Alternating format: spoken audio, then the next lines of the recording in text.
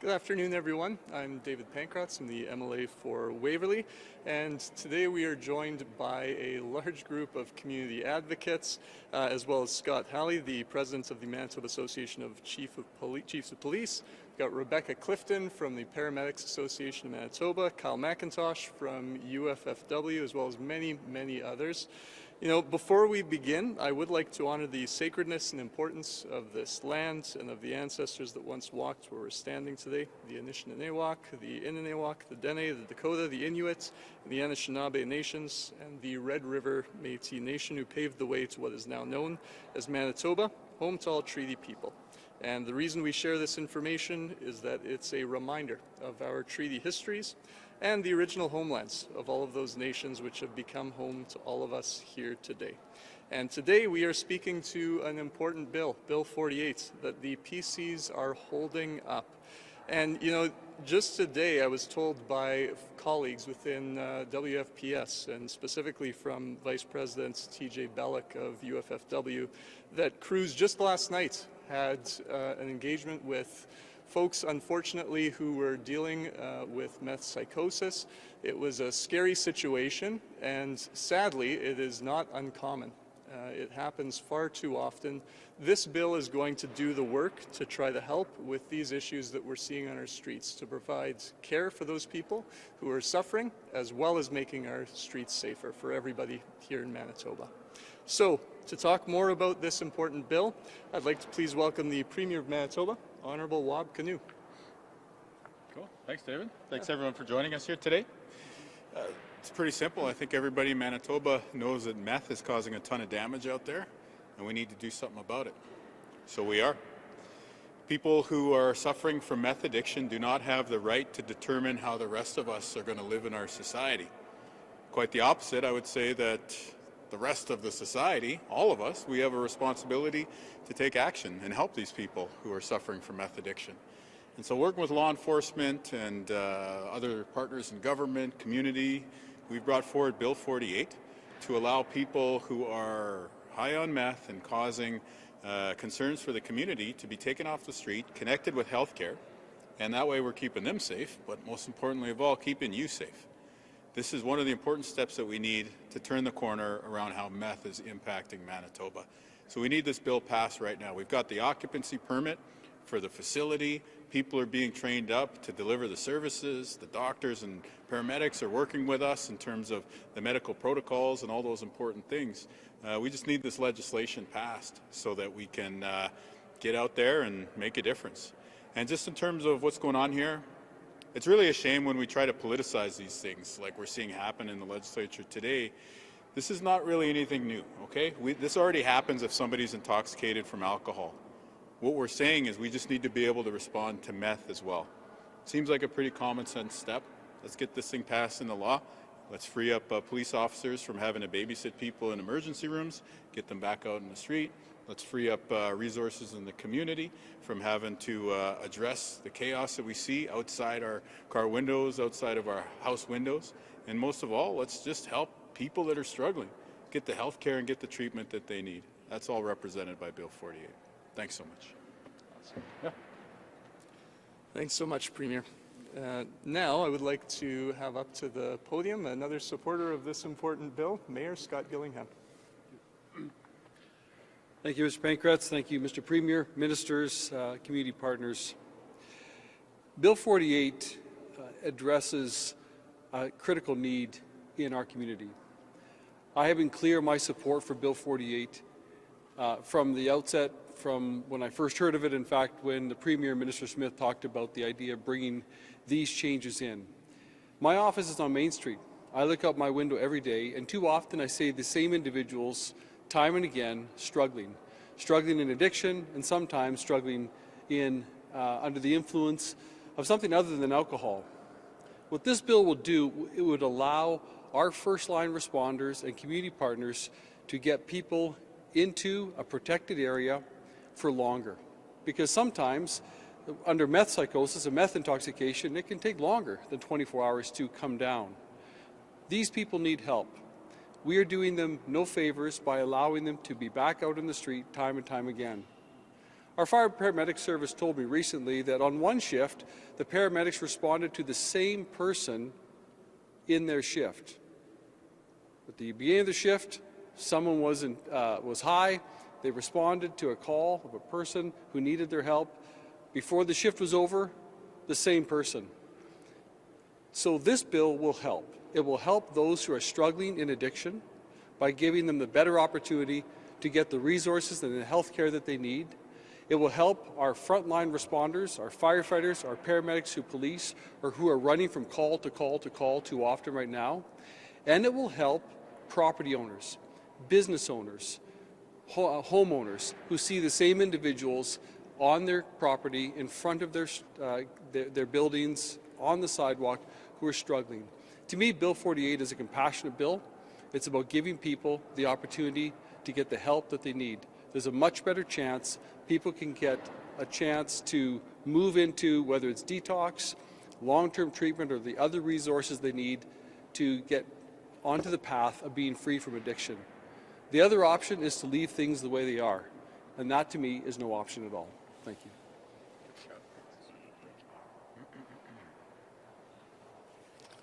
Thanks so much, Mayor Gillingham. Next, I would like to please welcome Minister of Housing, Addictions and Homelessness, Bernadette Smith. Thank you. So as Mayor Gillingham alluded to, what's happening right now is not working. Bill 48 is a call to us as a government for Manitobans. Manitobans asked for this in 2019 under the Illicit Drug Task Force. Our government is coming to action. We see people struggling on the street under psychosis. We want to respond to that in a compassionate way. We want to get them the supports that they need. We want to keep our communities safe, and that's exactly what this bill will do. Right now, the PCs are blocking this bill. We need them to get out of the way. We need them to support it, and we need to get this bill passed so Manitobans can get the supports that they need from medically trained personnel in a compassionate way, and we can get our communities back to the safe place that they used to be. So we're imploring the PCs to support this bill today. And again, we have, the city behind us. We have the United Firefighters behind us who represent 1,600 members. And more importantly, we have Manitobans who have said for far too long our communities have been unsafe. And this is a tool to help bring safety to our communities and get people the supports that they need. So thank you. Thank you so much, Minister Smith. Next up, I would like to call up someone who has served Manitobans for a number of years as a paramedic, and also the members that she works for as the representative for Paramedic Association of Manitoba, Rebecca Clifton.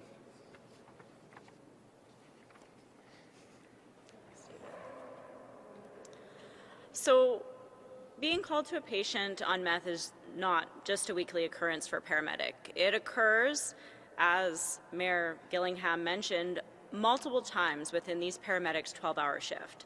Meth use has completely changed the way paramedics approach scenes and has increased the violence against first responders, which we have heard so much about recently. These calls often take longer, they involve a greater risk, and they keep ambulances tied up while other emergencies are waiting. Right now, these patients are either being held in overcrowded hospitals or short-term in facilities because there is nowhere else for them to go. Or they're released within hours and paramedics are responding to them again the very next day or sometimes within the same shift. Paramedics have watched their patient walk out the doors of HSC before they've even had the opportunity to clean their stretcher. They are in and out, and it's a revolving door that helps absolutely no one. It's incredibly frustrating for paramedics who want to provide care to other patients, and it's dangerous for the public when resources are stuck managing the same high-risk patient over and over again. This bill allows intoxicated persons who are in danger to themselves or others to be taken to a protective care center instead of a crowded emergency room. They can be monitored safely for up to 72 hours, long enough to gain sobriety and to be connected with the right resources and supports. For paramedics, this means more time to respond to other medical emergencies and reduced risk of reattending the same patient who may compromise their safety. It eases the pressure on overcapacity systems, and for the public, it means safer communities and access to emergency care when they need it most, when they need to dial 911. This bill isn't just about managing intoxication. It's about supporting those patients. It's about protecting paramedics, other first responders, other healthcare providers, and improving the safety for everyone in Manitoba. Awesome. Thanks. Thanks so much, Rebecca. So I'd now like to welcome up to the podium Mitch Bourmenier.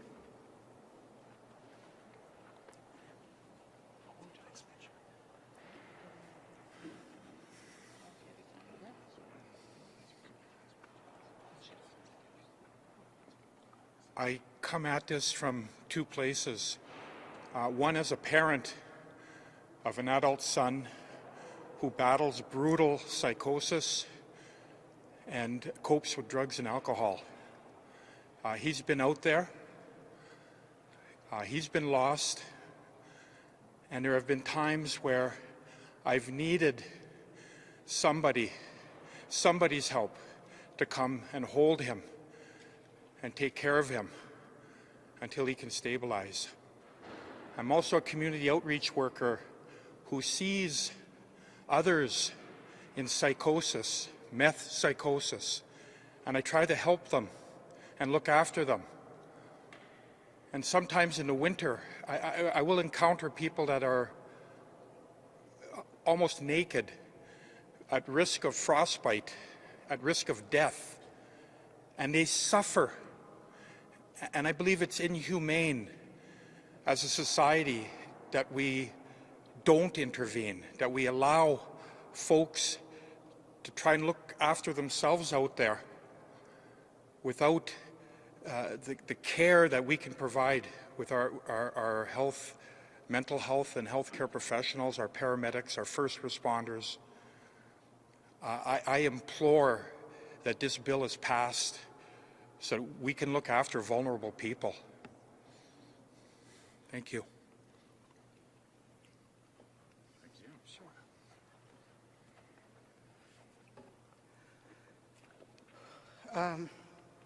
I also am in support of this bill for many reasons. I've been asking for help for one of my children, and I've been searching all across Canada to see who's doing something.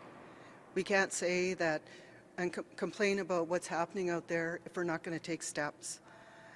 For me, I wanted to go farther because I know when a person's in psychosis, they can be in there for a long time, and it's going to take time for that person to feel well enough to even have clarity to say that they want the help. When my daughter asked for help, it was quite a while ago already, and that was the last moment of clarity she ever had. And now she's worse, and she believes she's in this world of make-believe and is constantly worried about her family. I've had police at my house many times. I've had the tactical team at my house because of things she's done or called and said that was happening. She's been a threat to her own family. Her kids have been afraid of her. We all love her, and I need something to happen. I've been working out in the streets. My daughter's worked with me out there, and it never occurred to me that this would ever happen to my own child. For the people that are blocking this bill, they don't realize how important this is. It's got to happen because we got to take steps somewhere. I know it sounds terrible locking somebody up, but I also seen people out there how dangerous they are, and they don't even know that they're dangerous.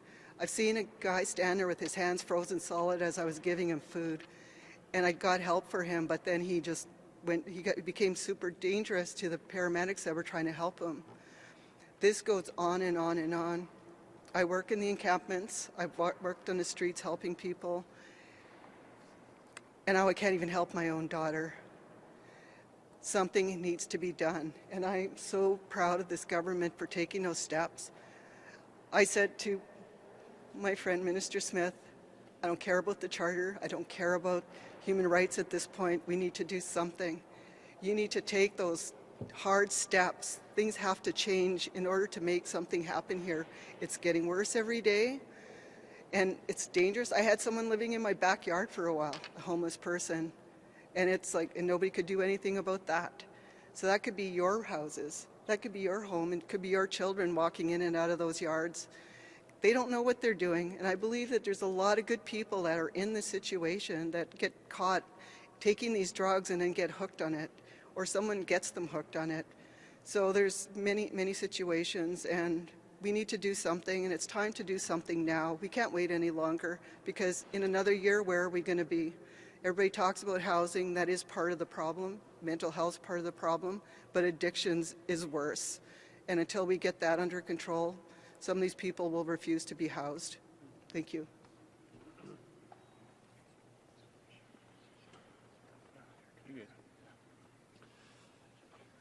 Thank you so much to Mitch and Gina for sharing, so courageous in sharing that those personal stories, and for your ongoing community advocacy.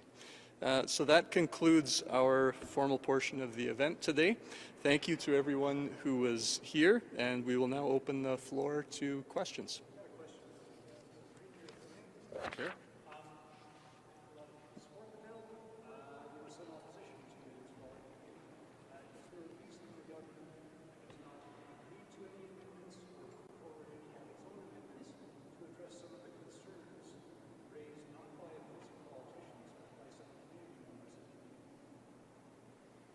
This is politically incorrect, but I'm just going to say this happens already. This is the drunk tank that we're talking about. We're talking about the drunk tank for people who are high on meth. There's nothing new here. This is just about responding to what the medical experts tell us needs to happen so that people using harder drugs than existed in the past can get the care that they need today.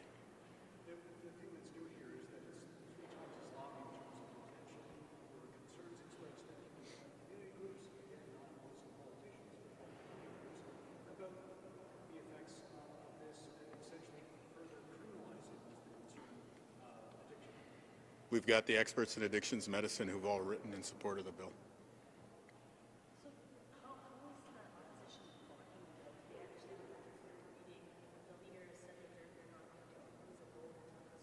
We've been calling this bill over and over, and they keep wasting time. I'm not playing games. Pass the bill right now.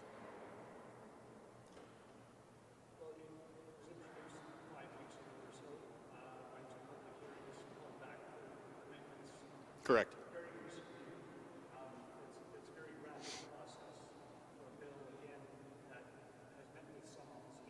How long does it take for somebody high on meth to cause damage in our community? That's the speed at which the legislature needs to act.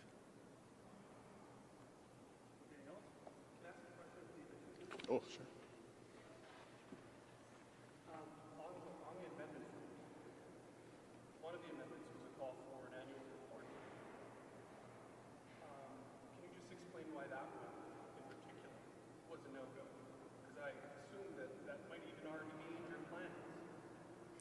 Again, we had asked them to pass the bill. They're playing political games. We need this bill to pass today.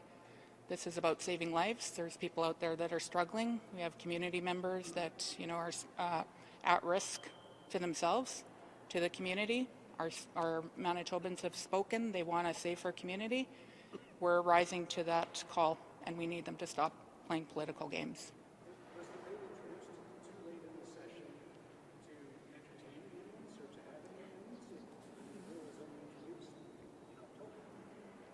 What is the substantive objection to this bill? Does anyone object to us taking people who are causing chaos in the streets, high on meth, off of the streets? No one does, right? Just so that we're all clear here. No one objects to that. Thank you. Pass the bill. A matter of urgent public importance. Can you talk a little bit about the specificity of those words and what they mean and what they might allow you to do in terms of getting the bill passed? This is just something you say in the cut and thrust the question period. It would, the kind of language that might be used to call an emergency session for the legislature call it in the week that otherwise the legislature would miss. No, there wasn't any big strategy behind the use of those words. I have made it clear that if the PCs don't pass this today, we'll be sitting. no break week, no throwing speech. We'll be sitting here getting the bill passed until we can take this important step of making another pathway forward for dealing with people who are causing chaos in the streets because of meth. It's what you guys elected us to do, so we're going to do it. And there's still time tomorrow, as I understand. I know Yeah. there's other bills that you dealt with that still getting passed tomorrow as well. Tomorrow's an interesting day because there's deadlines tomorrow, so it's not a clear example of like, hey, we could just pass this thing tomorrow, because all it takes is one independent to maybe bring forward grievances and petitions tomorrow, or it takes maybe one opposition member who doesn't understand what the strategy is on their side of the house to exhaust their speaking time, and then all of a sudden the deadline kicks in. It's a hard stop deadline when it comes to tomorrow, and then boom, session ends, and Bill 48 didn't pass, and congratulations, grandma's standing at the bus stop next to somebody who's wilding out on meth. So no, let's just let that breathe for a second. Legislative procedure, pride amongst opposition members versus grandma walking to the grocery store safely versus your child on the bus home from school. There's ain't rocket science here. You don't need political geniuses to fly in and give advice as to what the right thing to do here is. Just pass the bill. Do you accept any of the responsibility for the time crunch, given that you knew you had 2 budget bills and 5 designated bills coming to a vote before the end of session, and this bill was brought in with only a few weeks remaining in the session? Best time to plant a tree was 20 years ago. Second best time is right now. The PCs, including their leader, received the recommendation to do this while they were in government. Why didn't they? Question for Minister Smith. Councillor Cindy Gilroy is calling for a temporary managed homeless encampment while housing is made available. Is the province open to this idea, and would you help money? Well, we're a partner with the city, right? So we're going to continue to work collaboratively with them. The biggest barrier around encampments is housing. So we're building up our housing stock. Previous government sold off housing. They didn't invest in our crown jewel, Manitoba Housing. We're investing. We invested $178 million. We're going to continue to get more housing online with supports for people, because we recognize that we can't just simply house people. We have to make sure that they have the proper supports, and we're going to continue to do that work alongside the city. Yeah, I think you're right. I know you missed it, or you can agree with it, but the opposition half an hour ago said that they would not prevent the bill from coming to the final vote. Pass the bill right now. The mayor has better things to do. Law enforcement have better things to do. Paramedics have better things to do. Why is this bill not passed? If you're a member of the PC party, what happened to your party? This used to be the party of law and order. Now they're out here campaigning on fringe issues because they've ceded moral authority.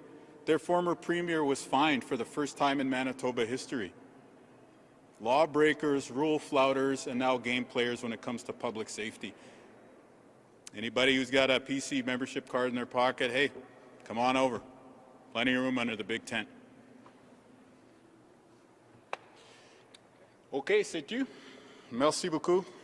Peut-être pour finaliser nos commentaires en français, le projet de loi 48 est très important pour lutter contre les addictions et lutter contre les drogues dans les rues. L'opposition n'a aucune raison de ralentir ce processus. Merci beaucoup.